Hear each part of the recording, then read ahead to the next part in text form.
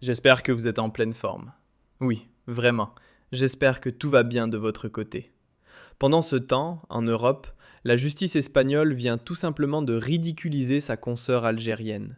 Une gifle magistrale, un rappel brutal à l'ordre de la probité, de la morale et des principes éthiques. Dans une décision qui sonne comme une claque juridique retentissante, Madrid a balayé d'un revers de main la demande d'extradition émise par Alger contre l'un de ses anciens sénateurs, bien connu dans la région de Ouiglurg, le célèbre Abdulkader Djeddai.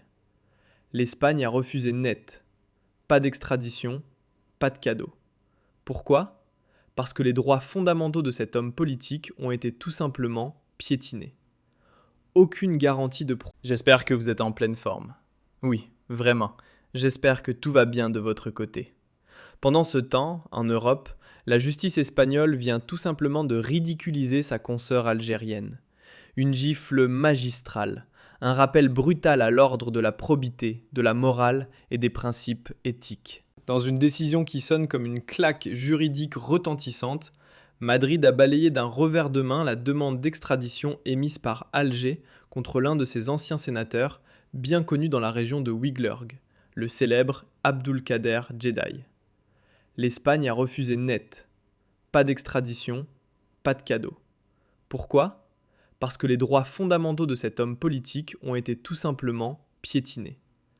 Aucune garantie de procès équitable. Aucune certitude sur le respect de ses libertés politiques. Ainsi, le 27 janvier 2026, la redoutable Audiencia Nacional, la plus haute instance judiciaire espagnole, a tranché. Non à l'extradition. Un verdict jugé conforme aussi bien aux lois espagnoles qu'aux conventions internationales sur les droits humains et la séparation des pouvoirs.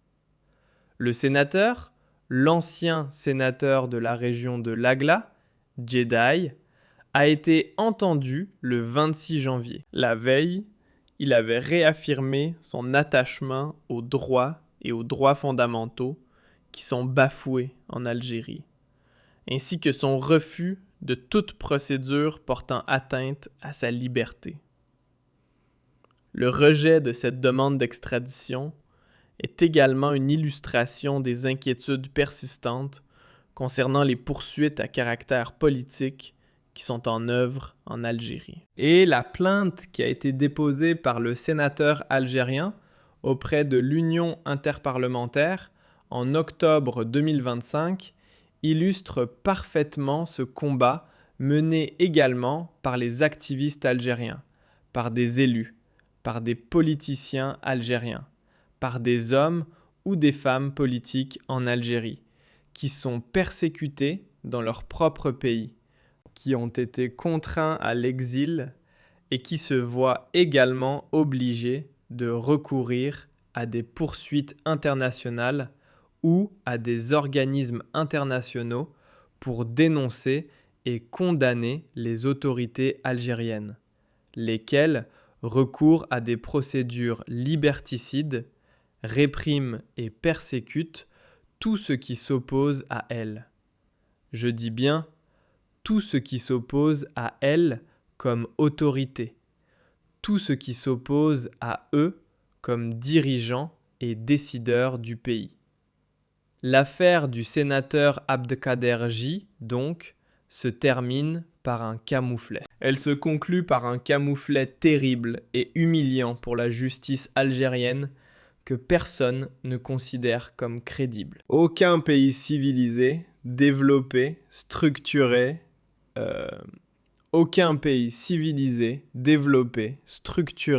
respectueux des droits humains, respectueux des libertés publiques individuelles, respectueux de la dignité humaine, n'accepte de collaborer ou de coopérer avec la justice algérienne en lui remettant une personnalité ou un activiste ou un opposant ou un individu qui est pourchassé et traqué par le régime algérien en raison de ses opinions et de ses activités politiques. L'affaire du sénateur Abdelkader J, On en a parlé, nous, sur Algérie Part, à maintes reprises. On en a fait plusieurs émissions. Je vous invite à aller les revoir. La première émission, pour le faire connaître, c'était le 24 octobre 2025, où nous avons raconté comment un sénateur algérien est devenu un harraga en Espagne parce qu'il est pourchassé sans relâche par le régime algérien. C'était le 24 octobre 2025. À l'époque, nous avions raconté comment le régime Tebboune avait sollicité les autorités judiciaires espagnoles pour demander, ou pour permettre, l'extradition de l'ancien sénateur Abdulkader Djeddai, qui a été élu en 2019 au Conseil de la Nation. C'est l'équivalent du Sénat en Algérie, au nom de la population de la ville de Ouargla, et il s'était réfugié en Espagne. Cet ancien sénateur s'était réfugié en Espagne après avoir quitté l'Algérie de manière régulière. Irrégulière plutôt. Il avait fui une condamnation arbitraire à la prison ferme pour des délits d'opinion qui étaient liés à ses prises de position au sein du Sénat algérien, où il dénonçait les inégalités criantes entre le nord et le sud du pays, les inégalités scandaleuses entre les régions du nord et du sud. J'espère que vous êtes en pleine forme. Oui, vraiment. J'espère que tout va bien de votre côté. Pendant ce temps, en Europe, la justice espagnole vient tout simplement de ridiculiser sa consoeur algérienne. Une gifle magistrale, un rappel brutal à l'ordre de la probité, de la morale et des principes éthiques. Dans une décision qui sonne comme une claque juridique retentissante, Madrid a balayé d'un revers de main la demande d'extradition émise par Alger contre l'un de ses anciens sénateurs, bien connu dans la région de Ouiglurg, le célèbre Abdulkader Djeddai. L'Espagne a refusé net. Pas d'extradition, pas de cadeau. Pourquoi ? Parce que les droits fondamentaux de cet homme politique ont été tout simplement piétinés.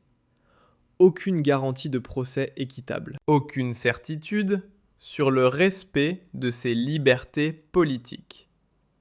Ainsi, le 27 janvier 2026, la redoutable Audiencia Nacional, la plus haute instance judiciaire espagnole, a tranché. Non à l'extradition.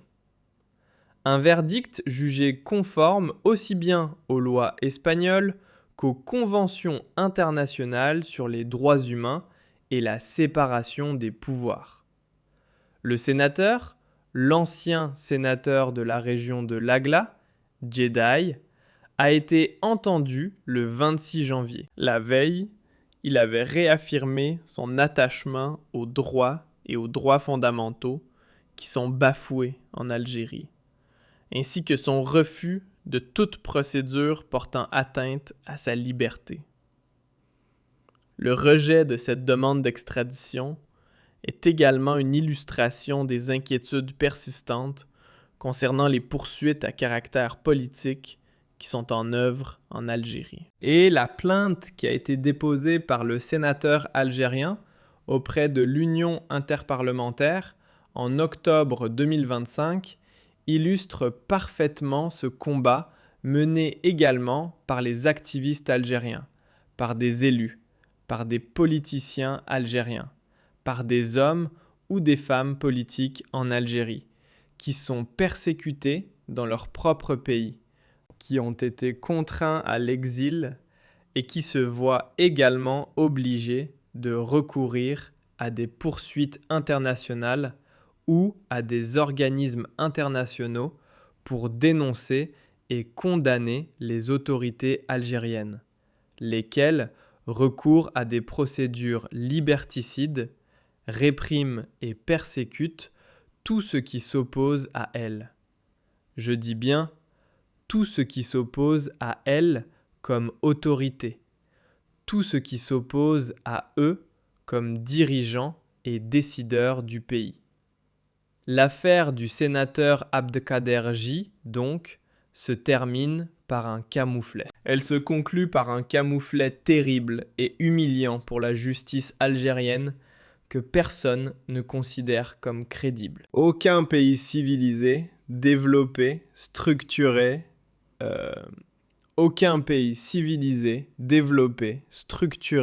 respectueux des droits humains, respectueux des libertés publiques individuelles, respectueux de la dignité humaine, n'accepte de collaborer ou de coopérer avec la justice algérienne en lui remettant une personnalité ou un activiste ou un opposant ou un individu qui est pourchassé et traqué par le régime algérien en raison de ses opinions et de ses activités politiques. L'affaire du sénateur Abdader Jude.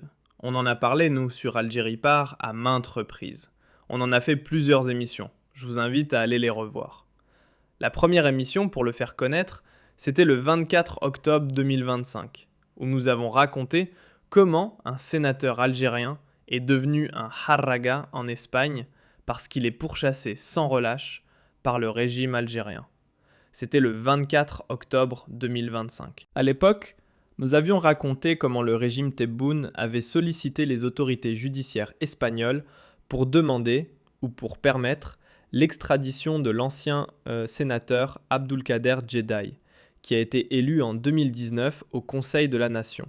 C'est l'équivalent du Sénat en Algérie, au nom de la population de la ville de Ouargla, et il s'était réfugié en Espagne. Cet ancien sénateur s'était réfugié en Espagne après avoir quitté l'Algérie de manière irrégulière plutôt. Il avait fui une condamnation arbitraire à la prison ferme pour des délits d'opinion qui étaient liés à ses prises de position au sein du Sénat algérien, où il dénonçait les inégalités criantes entre le nord et le sud du pays, les inégalités scandaleuses entre les régions du nord et du sud de l'Algérie, et notamment la pauvreté, la précarité, la misère sociale et la détresse sociale des populations des wilayas du sud du pays, qui vivent dans des wilayas abritant les gisements les plus importants de pétrole et de gaz.